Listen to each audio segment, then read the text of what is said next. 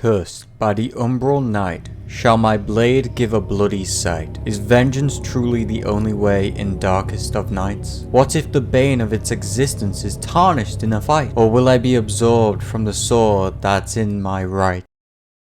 That quote and that short video was posted earlier today by Infernatsu. Obviously talking about Deepwoken, if you couldn't tell. This is a very lore heavy post, as he put in the tweet. I'll make sure to leave a link to the actual post in the description, so if you want to check it out for yourself, come up with your own theories, feel free. But basically in this video, I'm just going to talk about it and surmise everything we can do and have a few neat things we can add on at the end. Real quick, I do want to say a happy birthday to Ragusa. All of you should wish him happy birthday either in the comments or on Twitter. Just make sure to add him, because this man deserves to have an amazing birthday for making such an amazing game. With that, let's get straight into the video. Okay, now on to my actual theory. See, I have this mind-blowingly either terrible theory that's way off the mark, or amazing theory that's dead on. Only two options there, I see. So my theory is that during ancient times in the land of Deepwoken, there was a war between, because there's always a war. That's why there's a war. There's a war between the dark and light, maybe demons and angels, since there seems to be a very biblical kind of vibe to the game, with the darkness having pseudo knights to do their proxy, those knights being the umbral knights or the shadow knights. Those shadow knights, in order to compete against the light, which I'm assuming had paladins or light knights, most likely paladins because that sounds cooler, to fight for them. But to beat them, they would curse their own weapons, imbuing them with the power and maybe souls of a demon in order to fight. That's why in the actual tweet, Infernatsu's character is almost worried that the weapon is trying to consume him. It's trying to absorb him, like he doesn't know the full extent of the power of this weapon. That's why I don't think in this case he is the Umbral Knight. He's more someone who picked up a weapon. Hence why I think it was ancient times.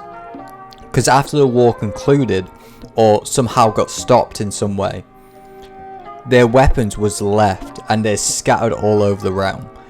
But they're broken, they're damaged, they're incomplete, they're rusty.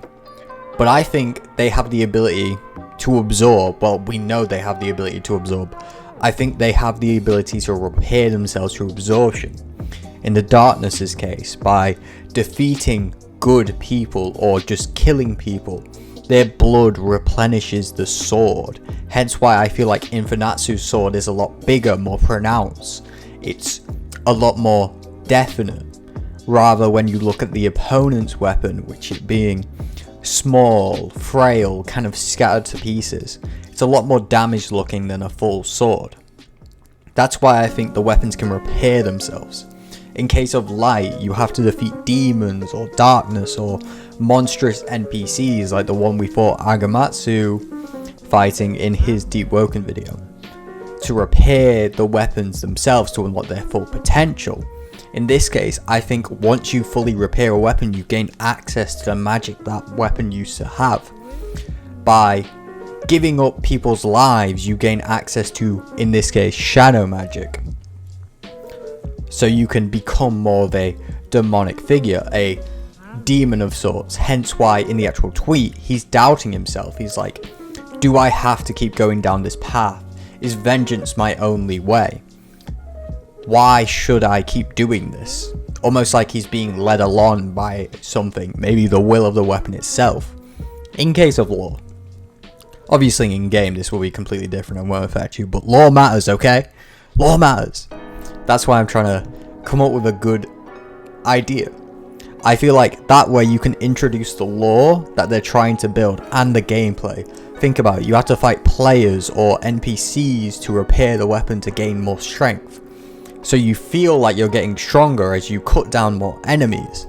Either be it on the light side where you take down monsters, or on the dark side where you fight knights or paladins to then grow stronger.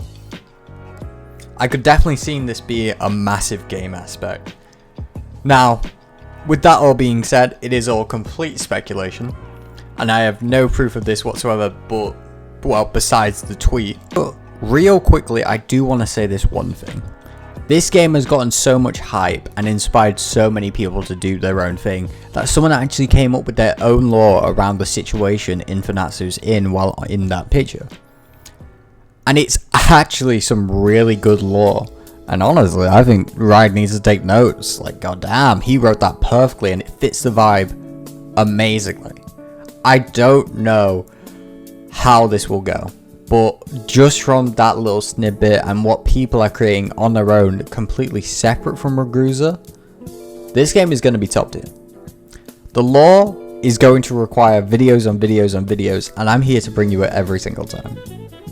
So yeah, I'll leave the link to that little tidbit of fake lore in the description. Even though it's amazing, you should read it because it will definitely get you hyped, just like it did me. And yeah, if you want to join me, join my Discord, it's in the description. If you enjoyed this video, which I hope you did, please like, subscribe and comment. Do all three of those, why not? And then I'll see you in the next video, where I keep you even more up to date on even more Deepwoken things, because you know they're going to drop as we get closer to release. With that, I'll see you next time. Peace.